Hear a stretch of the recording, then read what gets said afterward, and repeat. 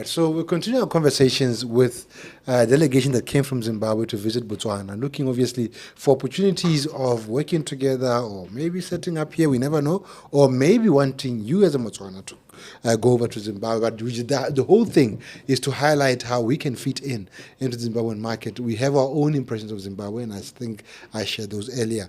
And I'm being joined in the conversation by Diana Marota, who is a chef by profession. I want to believe that. Yes. And look, I do a lot of things, right? Yes. And this confuses a lot of people. Today I went to a newly opening hotel called the UB Hotel. Now, I'm there as a visibility engineer, you know. I call myself that. So I call myself a chief engagement officer. All right? And I went there as that, wearing the hat of a professional marketing, PR, and visibility person. And the first guy sees me like, are you joining us? I'm like, yeah, sure. How am I joining you? He's like, yeah, we don't have a chef at the kitchen. I'm like, boss, I'm not even a chef. He's like, no. And he starts telling a story of how I cooked a whole goat for 28 hours and so on. So I get confused by a lot of people. Everyone knows me in their own areas, right? You check of all trades. Yeah, you know, and going to becoming a master of all. Ooh, that's interesting. Yeah. So, Diana, you are in the food space. Yes. And I think out of the whole delegation, my interest then kind of switched to say, whoa, culinary, food. You know, I'm trying to get a qualification in culinary space. I'm your guy. Yeah, so I really want to get one. So I'm hoping that from here you'll be telling me which class I'm attending and I'm getting a scholarship. Then please tell me. So let's look at the culinary space. Yes. Right? We've known this for years, that Zimbabwe has got a lot of artisan skills. And when you go into South Africa, into almost every other restaurant, the person who's serving you is definitely Zimbabwean. And chances are the chef could be Zimbabwean as well. Is this an inherent thing in Zimbabwe, or is there a big boom of the skill within the culinary space? Like what you were saying, also today I was laughing at myself when we went through the Paramount Hotel. Okay. And they were serving their lunch, and I remember there was like, chef, they were talking with each other, and I had to shake my head because at home I'm used to be called Chef D, Chef D. Okay. So that has been the cap which I've been wearing for a long time. So whenever I hear someone calling chef, I usually quickly respond because that's what I. And again, hearing chef, you see, you always respond automatically without even thinking. So you find, yes, is what you need to understand is artisanal jobs are more dominant in Zimbabwe, simply because I think we are coming in an era whereby our grandfathers were mostly waiters, they were mostly chefs. So there is that thing which you can, even when you check, in each and every family, you might have that, what do you call it, that hierarchy or heritage of someone being a waiter back there. So you find that it's something which is so common in Zimbabwe. However, what had happened in the past few years is now people are now starting to move away from the artisanal jobs, and they are now looking for this for blue-collar jobs, whereby you are sitting in the office. You are looking for the types of jobs whereby you are becoming an accountant, you're in the banking, and something like that.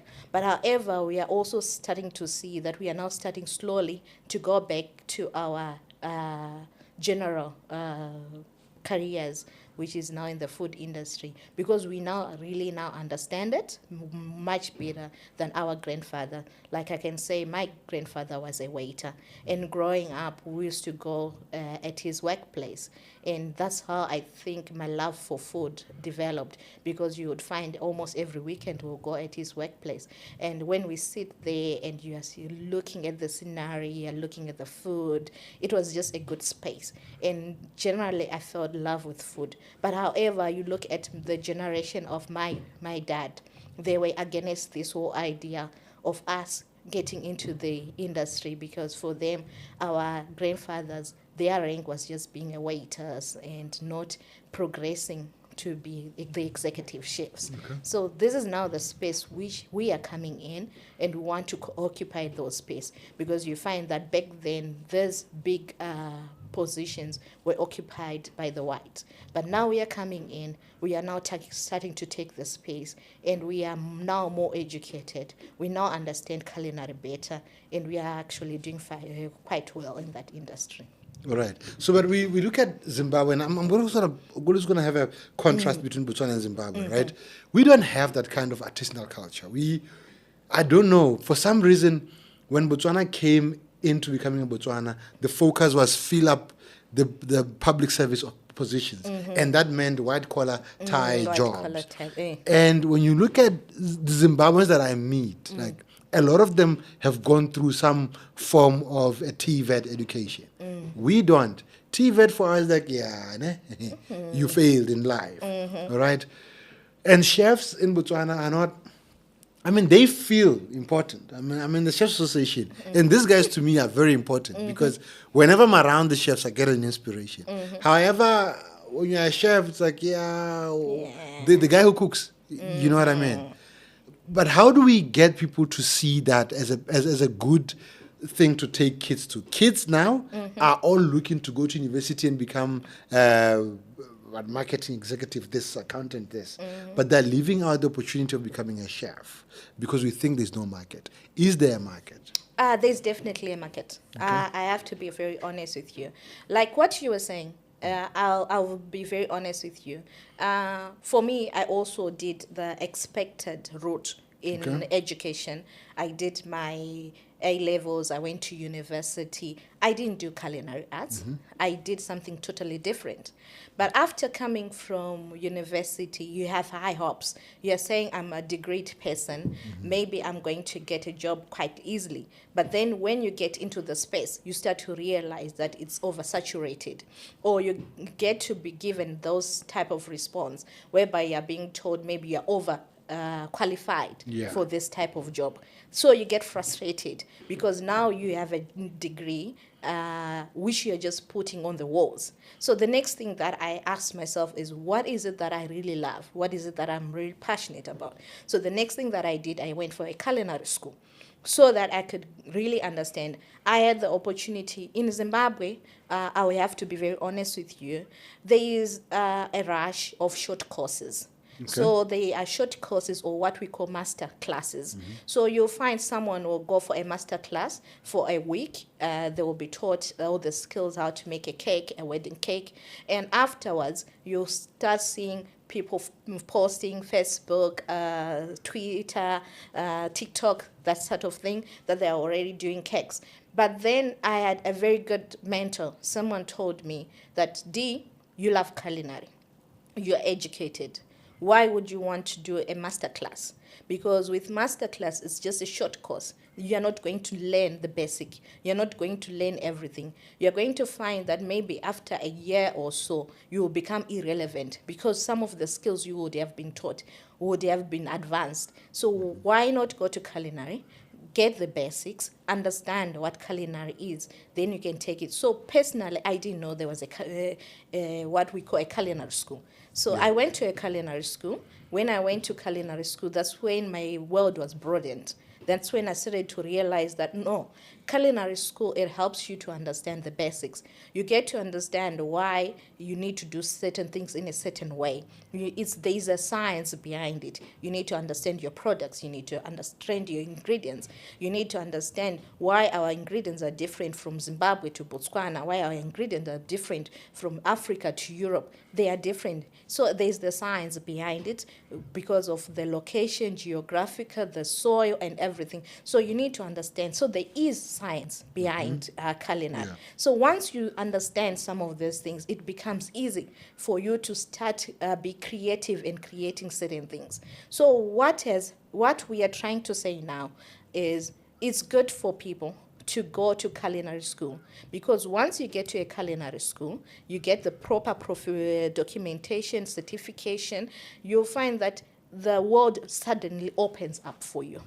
Unlike if you do a master class. A master class you're just taught for 2 weeks, then that's what happens is when you do those master classes or those short courses, that's when now you come to South Africa and you're doing all those low-lying jobs like what you were saying. Yeah. You find that when you get into any hotel, the person who will be serving you will be a Zimbabwean. The person who will be serving you, cooking for you, will be, because these are low jobs. Low. But now, when you go to a culinary school, there are levels which you can start reaching. We will start to have the Gordon Ramsay here in Africa. We'll start to have the Michelin chefs. Because when you look at it right now, how many Michelin chefs do we have in Africa? It's because we are not pursuing the highest levels of culinary. We are only... You're pursuing filling up a plate. Yes. We are just used to that. Maybe things are not well in Zimbabwe. I do a master class. I go to South Africa. I work as a waiter.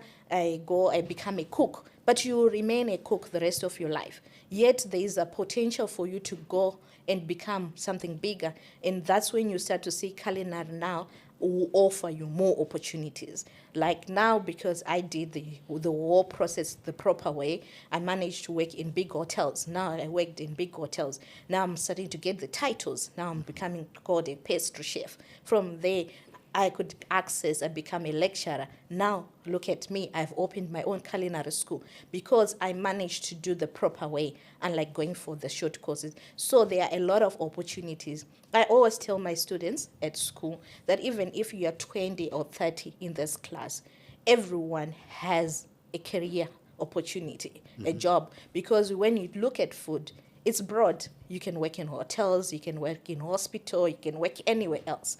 And also you can be an entrepreneur, just like me. So what we are saying, there are a lot of jobs opportunities for people. And if you also notice, those who are also going abroad, they'll end up being in cruises, they are doing culinary again.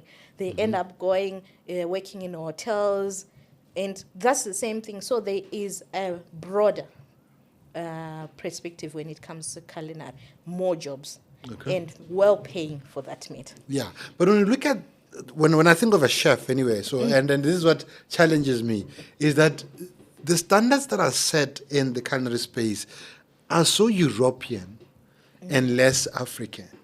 All right. Can't we find a merging ground where we then say, this, like literally, I would want to see my African plate. There's a young lady who does something called my Botswana plate. It used to play on DSTV. Fantastic thing that she was doing, right? And that is what we were hoping to see more. My African plate, I want to see having all the sadza and meat and still plated in a way that defines us. Not the fancy way, the way that defines, because I think we have a standard. When you plate an African plate, there's a standard to it. Can't we develop such things? Yes, we can. We are definitely doing that. All right. That's what I'm telling you, Kylo. Because what I've noticed now, with this new generation of us chefs, we are now doing what our previous chefs were not doing. Because you find that right now, the war topic is around African gastronomy, if you have noticed. This is now what we are talking about. We want to tell the world that there is also what we call an African cuisine. Because the challenge now is, I've been in Europe, I've gone to Nepal, I've gone there. When you go there, the first thing they would ask you, African cuisine, you do a goose. Because then they just think maybe the Nigerian cuisine defines the whole Africa. But we do have different things. We have our Zimbabwean gastronomy. We have South African gastronomy. We have Botswana gastronomy. So this is where we are saying the new coming in chefs. This is what we are teaching. That's the whole point of us as Black chef opening a culinary school, because we want to have a fusion of African gastronomy. We want them also to have a feel of what we can present, and we can present it very well and very nice. So also, you talked about teaching our students. This is one of those little things that I do, because I run a kids program, the junior chefs, because the junior chefs helps to first mold our children so that they appreciate our African gastronomy. Because when you look at our kids, when they want to go to schools, their lunches are almost the same. Yeah. It has to be polony, it has to be bread, it has to be bacon. They are And chips. and chips. Yeah, crisps. And they are shy to go with our African food. Yeah. But when you start teaching them at a young age the nutritional value and also teaching them our pride as African gastronomy, you'll find they start to love it. If you have noticed, in Zimbabwe, we do this Africa Day in schools. And when you look at most schools, they are doing African Day. It's only African tradition, African food. And at one point, I was very amazed when my child was going to school and she said, Mommy, can I have money to buy food at school? Today it's African cuisine. Then I gave her the money. When she came back from school, I asked her, so what did you buy? And you'll be surprised the things that she bought. She was buying ground nuts. For her, it's something so interesting, just buying ground nuts. But we've been eating ground nuts. But because we want so much of European cuisine, our children, they tend not to know or even taste our cuisine. So this is what we want. We want African gastronomy. In Zimbabwe, I think we are privileged because even the first lady of Zimbabwe, she has the Amai cook, which is going around the country. And she's sponsoring and she's pushing the Zimbabwean gastronomy. And she's doing it with schools, with churches, because that's the notion we are going for. We want African gastronomy at the largest events. All right. So now let's take the opportunities. If you look at Botswana, for example, I think we have 4, if not 3 culinary schools, right? Meaning that there isn't any way that a child finishing high school is going to. Like when you try to think about it, it's Francistown Technical College. I think Gaborone Technical College has got a school. And then there is a chef lady friend of mine who is here in Gaborone Culinary School. Another chef lady of mine is in Maung running another one. And you come to think about it, these are only 4 or 5 schools, right? Do you think it's worth it to open a culinary school in a country like Botswana? I personally think it's doable. Okay. I think it's also viable. Why? Because I feel once we start, where do we start? We start with the kids program. We start with the secondary schools. Let's conscientize our students. Let them understand that culinary is also a profession. Let's remove this notion whereby we are saying it's just a short course whereby you can be a waiter. No, we don't want that. Let's give them that believe that they can be the next Michelin chefs. They can also be running big hotels.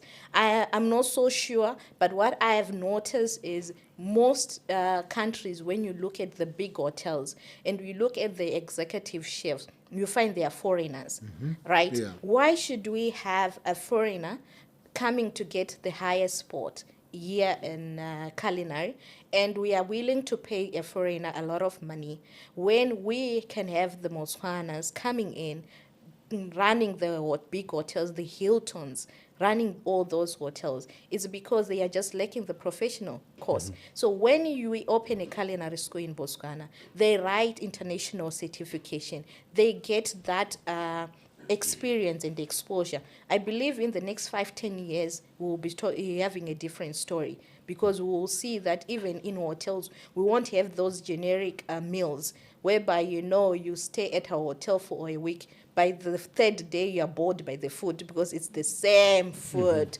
and breakfast, you're going to have an English breakfast. Nothing is going to change. Tomorrow it's going. So when we have also our people becoming culinary chefs and having that appreciation, they can fuse the African cuisine with the European cuisine, giving us very nice and delicious food. You're saying that there is, in Botswana we have amazing tourism, and I never blow this horn enough. So our tourism is shaped in what you call high value, low volume. The people who come here, literally, like this week, one of the coaches, I don't know if it's from Madrid. No, not Madrid. One of the international clubs in Europe is here on holiday. The league just ended, remember. The guy is in Botswana. Right? This is big names. I've come across big stars just walking around Maun. They come here because of what Botswana offers. But now, they've come, they've seen the elephant and the lions, they've seen the rhino, they've been on the Mokoro, but they haven't had our food. I went to one of these, high class, it was just a sponsored thing to go and see one. And I had a problem with them. My problem was, why on earth am I having lasagna in Botswana? And there was actually an Italian group that was there and some Spanish guys were there. You come from Spain. And I'm feeding you what you... You've been... And the thing now, I have to talk to you about it, Kaelo. When you make lasagna for an Italian, they already have the best of lasagna in their country. And because... No, lasagna is actually not even a brand. It's like... It's a name of food. You see? Now, I'll give you what you just said. When I arrived in Nepal, the first thing that they did was they said, we are going to take you for dinner. Yeah. But we are going to take you to a Nepalese restaurant. So I went there. I had to do the war cultural thing. And we were sitting and we were clearing our legs. And we were served the Nepalian way. Yeah. The cuisine was just strictly Nepalian. There was nothing English about it, but I had a feel of what the Nepalians do, which is different from us, what we are talking about. They are coming in from Italy. Why not serve them something of ours, a nice African gastronomy? Instead of just serving them lasagnas. Because what I know is they might have their grandmother's recipe, which is way better than ours. Well, we are serving them from a frozen box. You see, why should we do that? Let's be proud and produce quality African food. Because I believe we do have quality African food. Why not serve them? If you have noticed, there is that in Zimbabwe, there's that wave whereby you now see weddings have changed in Zimbabwe. Now people are going for the traditional weddings where they are serving traditional foods. There's a lady who does so well, and she's doing elite weddings. But she says African cuisine. From the starters, from the likes of chicken fat on the tables. Yeah. But you find people are so interested in it because it's something unique, it's something nice. Because people are now starting to move away from the rice, because we eat them every day. Yeah. Why should we continue having this European? So I'm thinking there is, at this moment, I think there is now space for African cuisine. Because I think our dad... they wanted to run away from the African cuisine so much that they introduced us to the European. But now we are now seeing that we are not really enjoying it as much as we thought we would, and we are starting to go back to our roots. So I think this is the right space for us to start culinary schools, start introducing our African gastronomy. And believe you, I think we can do very well in the world because we are tired. I don't want to lie. We are tired of just hearing other cuisine. Even in culinary schools, I have to be very honest with you. You'll be learning French cuisine, you'll be learning American cuisine, you'll be learning about other Mexican cuisine. Where is the African cuisine? So now how do we play this in there? Because another thing would be when you go to schools, right? In Botswana, we serve the kids lunch in schools. And the lunch is like so standard, so ordinary. How do we play into our culture, our food back into the plate? Because, when you do at home, someone's going to have fried rice or have whatever. But during a government event, we all queue up for the traditional food. How don't we play them into our menus and our daily food? That's what you see what I was talking about. It shows there is a market. There is a huge market for African food. Because already what I'm saying is we have a function. At a function, people will go to eat African cuisine and they leave the fried rice. Yeah. Because we've been having fried rice almost every day. So we are now tired of it. So people are queuing up for African cuisine. So I'm thinking, now in our systems, maybe let's start to reintroduce African cuisine in our diet. Okay. When we are saying at school, let's give them different meals which will all incorporate African cuisine. Instead of having fried rice, why not have peanut butter rice? You see? Instead of having lasagna and something like that, maybe why not having a traditional? Yeah. It will help us to really start to go back to our cuisine. But I think it's very doable. But let's look at our food, though. It's not an easy food to cook. I mean, if you look at French food and you look at Italian food, it's a chop, you can do it and get it done. Our food takes a long time to cook. Our food takes long to cook. How do we, without modifying the genetic much? makeup of our food, how do we make it restaurant ready? Because otherwise you're going to have it cooked in the morning and it's staying in the bain-marie the whole day until you eat in the evening. How do we make our food fast to serve? It's doable. Okay. I will give you a scenario. Have you noticed Chinese cuisine?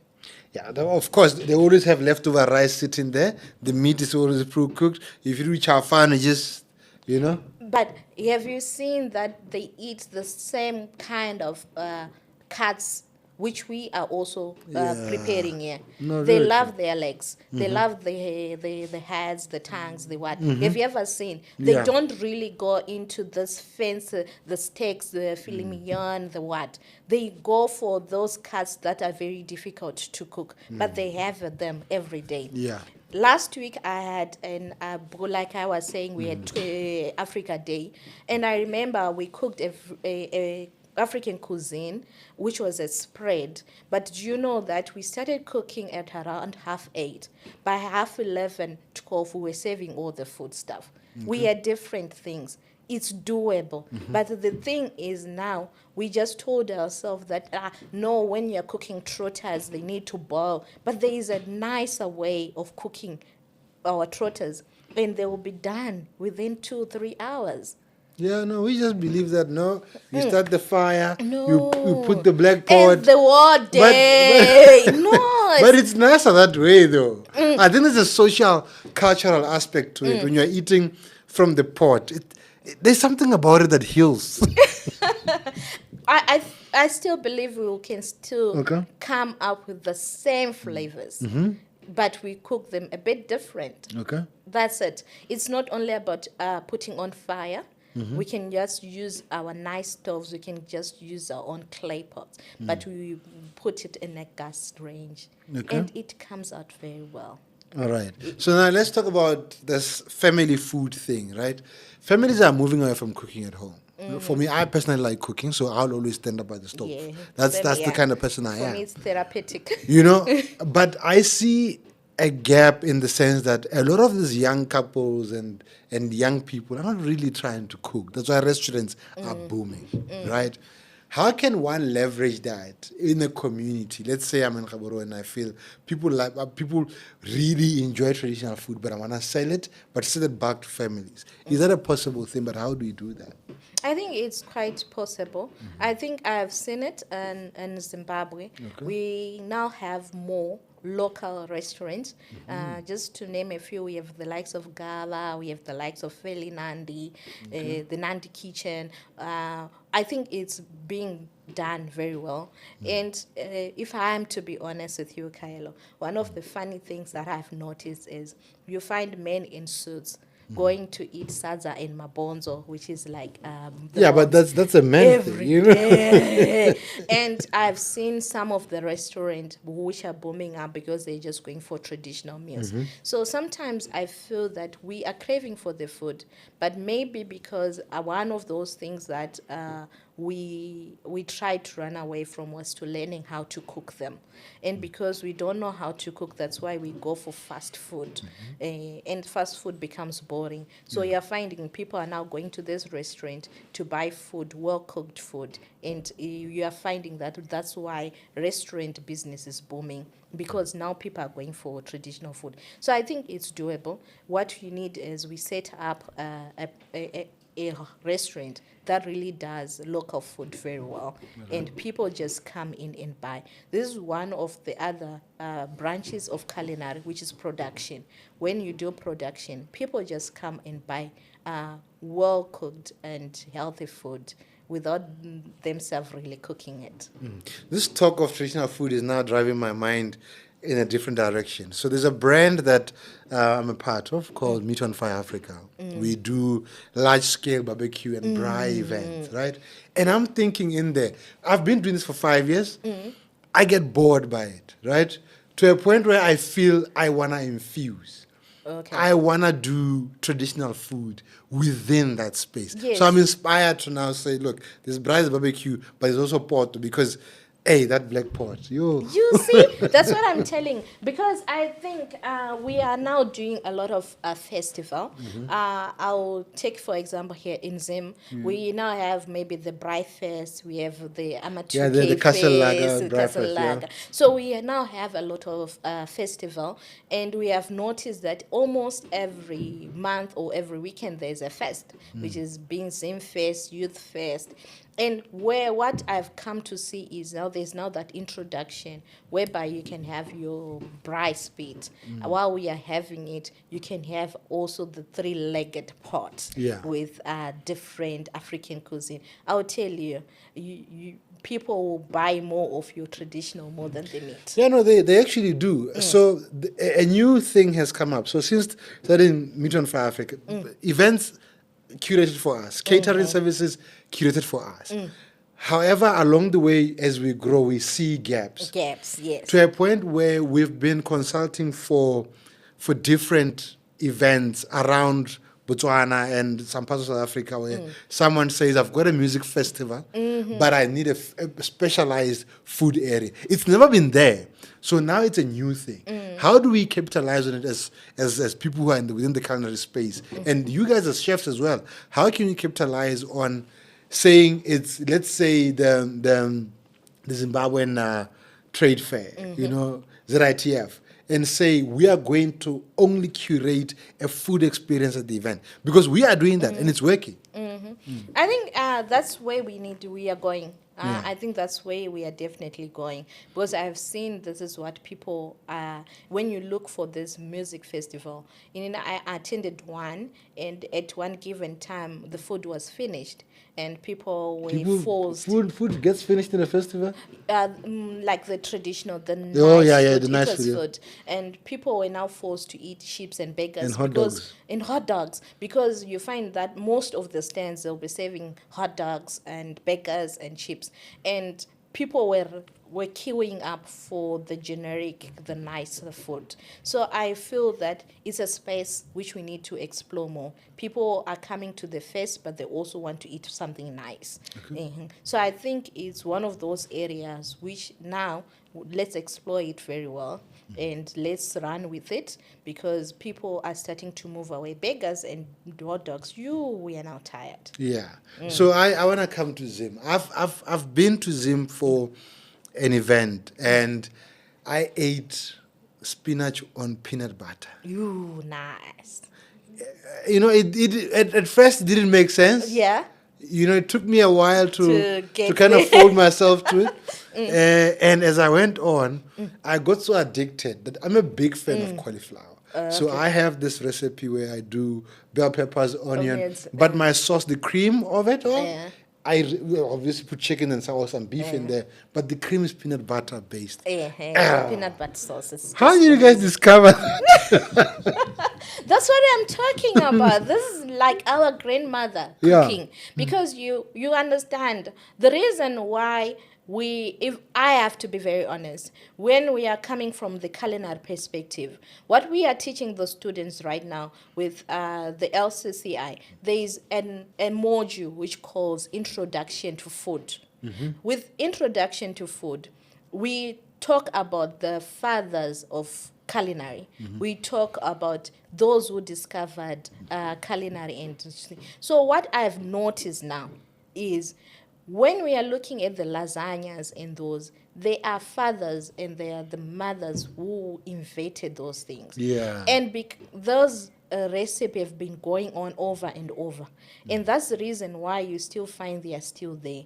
This is the same with our spinach and with peanut butter, or our pumpkin leaves with peanut butter. Yeah. We've been having those things for a longest time we can remember. But now we are starting to appreciate them. I was laughing at myself the other day. Is it because I'm getting old or what? Because I'm starting to see this food is really nice. No, but I'm your starting to really appreciate. your genes, your Yes, ancestral I'm starting powers to- are coming back. Yes, because I'm starting to see that the European food is starting to getting boring. So I'm starting to crave those. So I really think, I truly, truly believe that we are now starting to really appreciate our grandmother's food.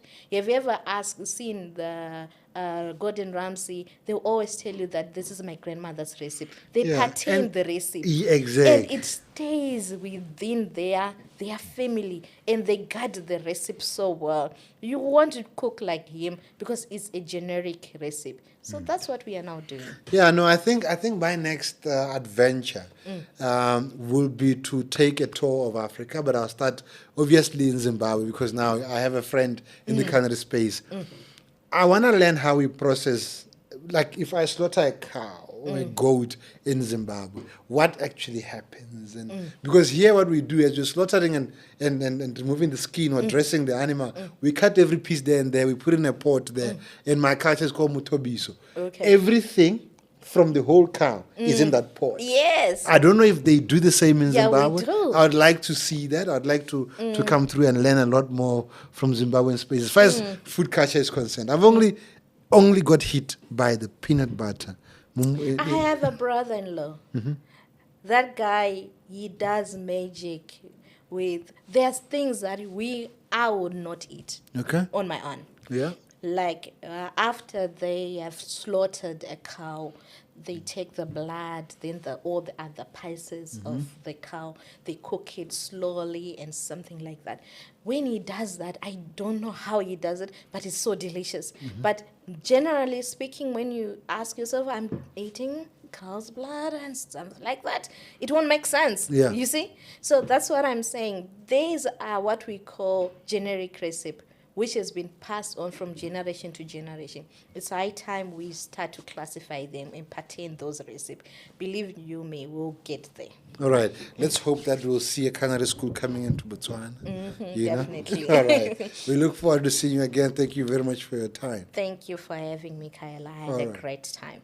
All right. Now, thank you very much for watching the Thanks Set. We'll see you again on another episode.